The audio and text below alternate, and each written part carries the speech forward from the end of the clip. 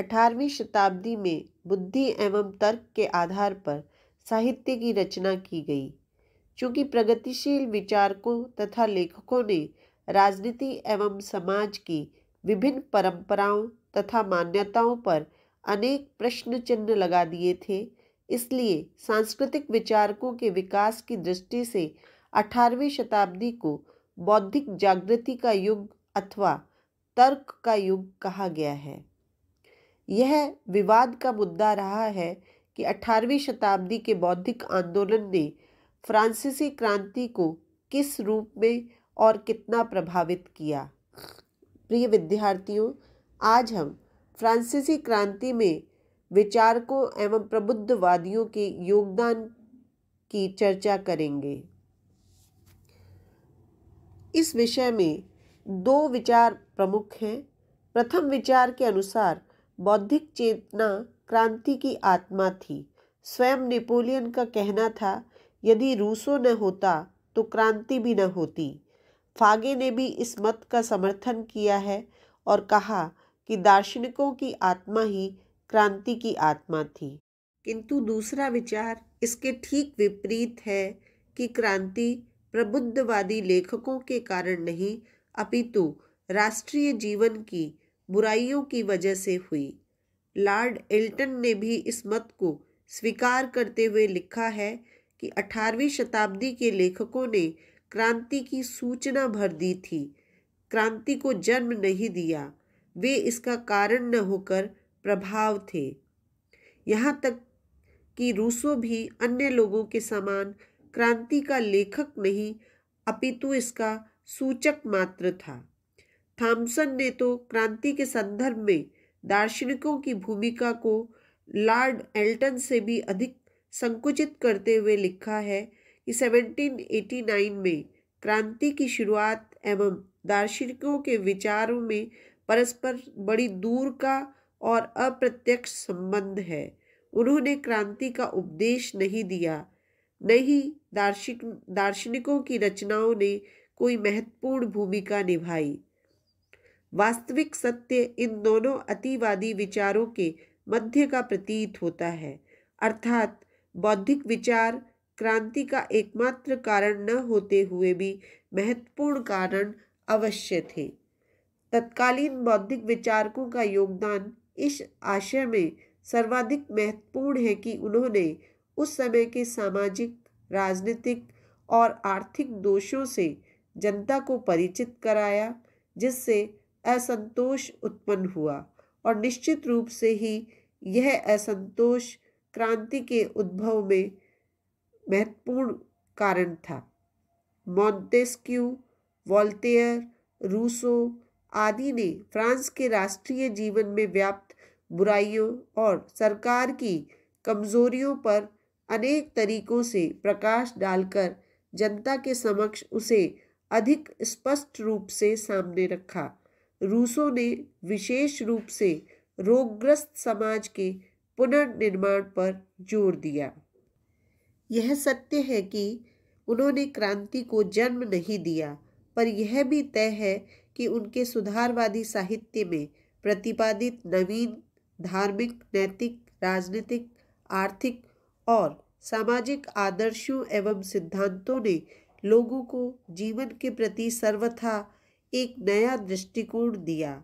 उन्होंने क्रांति के अनेक भावी नेताओं, मादाम रोला तथा रॉब्सपियर आदि के मस्तिष्क को सैद्धांतिक दृष्टि से आंदोलित कर दिया। उन्होंने न केवल राष्ट्रीय जीवन की मुख्य बुराइयों एवं सरकार की भूलों को लोगों के सामने रखा, अपितु जनता के असंतोष एवं भावनाओं को भी उत्तेजित कर समाज की पुरानी श्रद्धा को बहुत कम कर दिया था। दार्शनिकों का दूसरा महत्वपूर्ण योगदान इस रूप में था कि उन्होंने मध्यम वर्ग को क्रांति के नेतृत्व हेतु प्रेरित किया। संपन्न किंतु असंतुष्ट मध्यम वर्ग तथा बौद्धिक विचारकों ने मिलकर फ्रांस की क्रांति के लिए एक ऐसी विशेष परिस्थिति का निर्माण किया जिसका यूरोप के अन्य देशों में सर्वथा अभाव था। 18वीं शताब्दी के बौद्धिक आंदोलन के लेखकों ने न केवल परिवर्तन की आवश्यकता की ओर लोगों का ध्यान आकर्षित किया, वरन उन तरीकों की ओर भी इशारा किया जिनसे यह परिवर्तन लाया जा सके।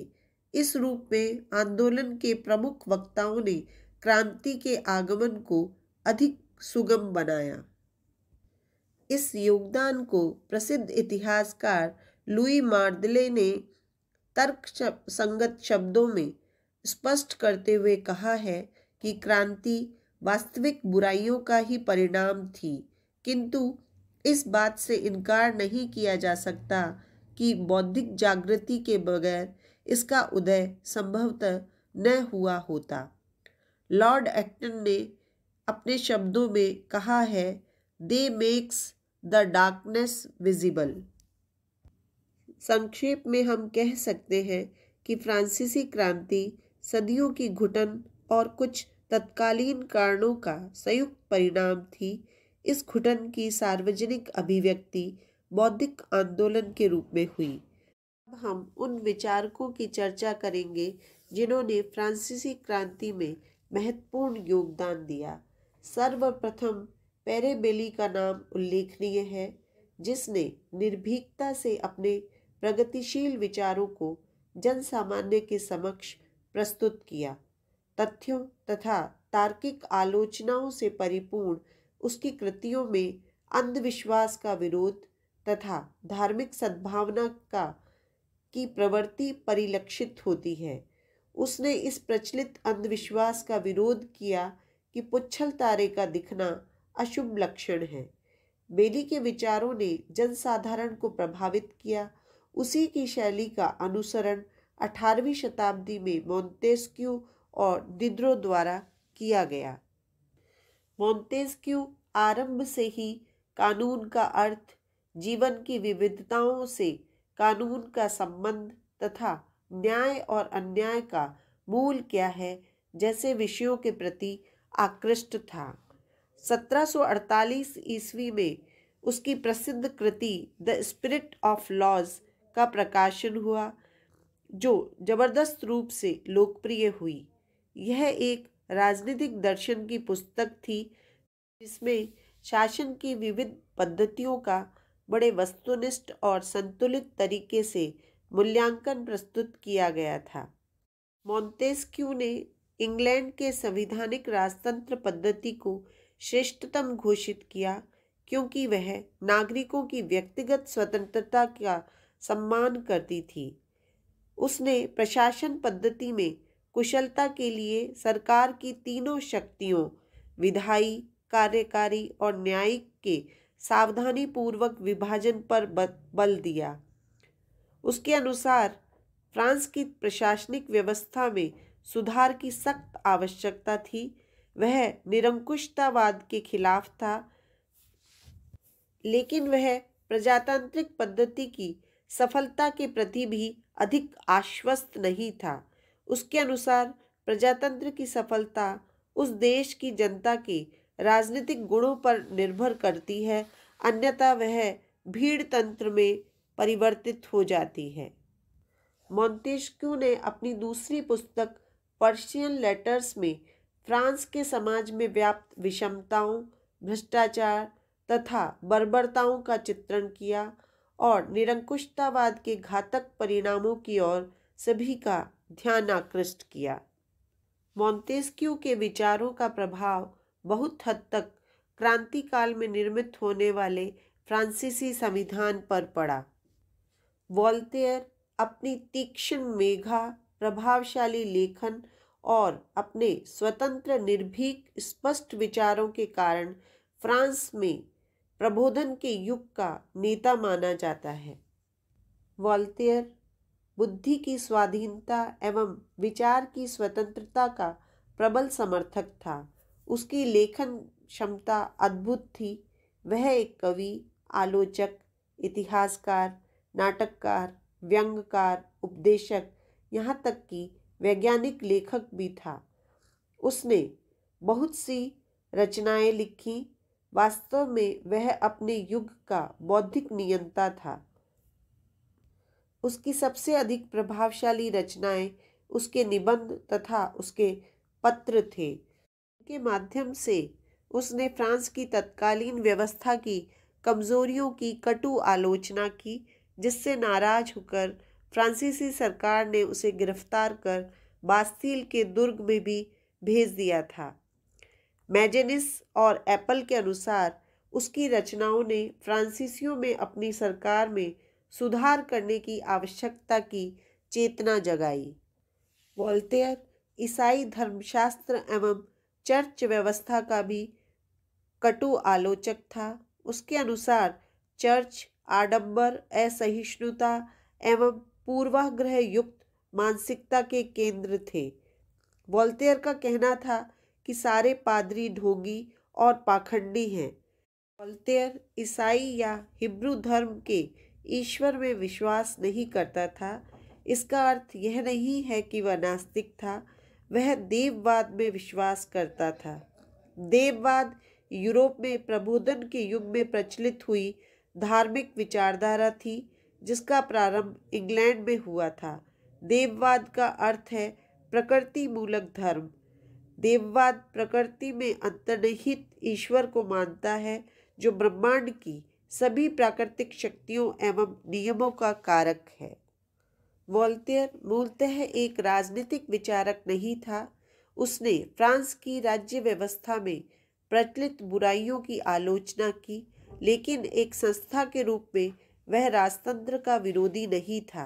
वह प्रबुद्ध तथा शुभकारी निरंकुशतावाद में विश्वास रखता था। क्रांतिकारी विचारक था, क्योंकि उसने लोकप्रिय प्रभुता तथा जनतंत्र के सिद्धांतों पर जोर दिया था। रूसो एवं वोल्टेयर के उद्देश्य समान थे, किंतु उनके रास्ते अलग थे। जहां वोल्टेयर बुद्धि को प्रधान मानते हुए हर बदनाम चीज को कुचल देना चाहता था, वहां रूसो भावना प्रधान विचारक था, जो समाज का नए सिरे से पुनर्निर्माण चाहता था। रूसो की लेखनी ने लोगों के हृदय को झकझोर दिया। वह जिस सुखी समाज की कल्पना करता था, उसका आधार बौद्धिक न होकर भावुकतापूर्ण है। इसलिए जब रूसो की कल्पना को साकार रूप देने के प्रयास फ्रेंच क्रांति के कुछ भावुक नेताओं ने किया, तो क्रांति का स्वरूप ही बदल गया। उसने सामाजिक असमानता की तह में आर्थिक स्वार्थ को निहित बताया तथा सोशल कॉन्ट्रैक्ट में जनसंप्रभुता के सिद्धांत को प्रस्तुत करते हुए प्राकृतिक अवस्था में लौट जाने का आह्वान किया। रूसो की सबसे प्रसिद्ध कृति है सोशल कॉन्ट्रैक्ट, जो राजनीतिक चिंतन की एक क्रांतिकारी एवं महत्वपूर्ण रचना मानी जाती है।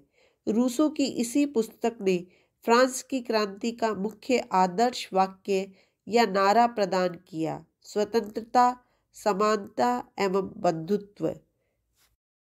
अपनी इस पुस्तक में प्रजातांत्रिक सरकार की अवधारणा को स्पष्ट रूप से प्रस्तुत किया और उसकी दो मूलभूत आवश्यकताओं पर बल दिया: प्रथम, जनता की प्रभुसत्ता और दूसरे, सभी नागरिकों के समान अधिकार। पुस्तक के आरंभ में ही रूसो ने कहा, मनुष्य स्वतंत्र पैदा हुआ था और अब सब तरफ से बंधनों में बंधा हुआ है। कोई भी सरकार सामाजिक अनुबंध पर आश्रित होती है, जिसके अनुसार एक व्यक्ति समाज के सभी सदस्यों की सहमति से किसी से केंद्रीय सत्ता के प्रति अपने अधिकारों का समर्पण करता है। यदि कोई शासक जनता की प्रभुसत्ता को अस्वीकार करता है, तो वह उक्त सामाजिक अनुबंध का उल्लंघन करता है। ऐसी स्थिति में जनता को यह स्वाभाविक अधिकार है कि वह ऐसे शासक को हटा दे। रूसो को शीघ्र ही आधुनिक प्रजातंत्र एवं गणतंत्रवाद के पिता के रूप में देखा जाने लगा। शीघ्र ही रूसो के विचार फ्रांस की क्रांति की घटनाओं के सबसे महत्वपूर्ण प्रेरणा स्रोत बन गए थे। रूसो नैसर्गिक मनुष्य के अस्तित्व में विश्वास रखता था। उसका नारा था, प्रकृति की ओर लौटो। रूसो का मानना था कि मनुष्य अपनी आरंभिक नैसर्गिक अवस्था में मुक्त एवं प्रसन्न था। सभ्यता के विकास ने अपने विचारों, कानूनों एवं संस्थाओं के माध्यम से मनुष्य को दुष्टता एवं वेदना की स्थिति में ला दिया है। रूसो ने अपनी एक पुस्तक एमिल में कहा कि बच्चों पर पूर्व निर्धारित कृत्रिम पाठ्यक्रमों की शिक्षा नहीं लादनी चाहिए, वरन उन्हें अपनी स्वाभाविक अभिरुचियों के अनुसार शिक्षा ग्रहण करने के लिए प्रेरित करना चाहिए। क्रांतिकारी विचारों को स्थायित्व प्रदान करने तथा 18वीं शताब्दी के विचारकों की रचनाओं को संकलित कर उन्हें गौरवपूर्ण एवं प्रभावशाली ढंग से लोगों तक पहुंचाने का श्रेय यदि किसी एक व्यक्ति को है तो वह है दिदरो। उसने विश्वकोश का प्रकाशन किया, जिसमें राजनीति, धर्म, विज्ञान एवं अन्य विषयों पर विद्वानों के लेख संग्रहित किए। विचारों के प्रभाव की दृष्टि से ज्ञानकोश एक अमूल्य कृति थी। समाज के विभिन्न वर्गों के लोगों, विद्वानों, विचारकों, दार्शनिकों, अर्थशास्त्रियों तथा साहसी रमणियों ने इसमें सहयोग प्रदान कर जनता में नए उत्साह का संचार किया। इस प्रकार दिदरो तथा उसके साथियों ने अनजाने में ही क्रांति का मार्ग प्रशस्त किया।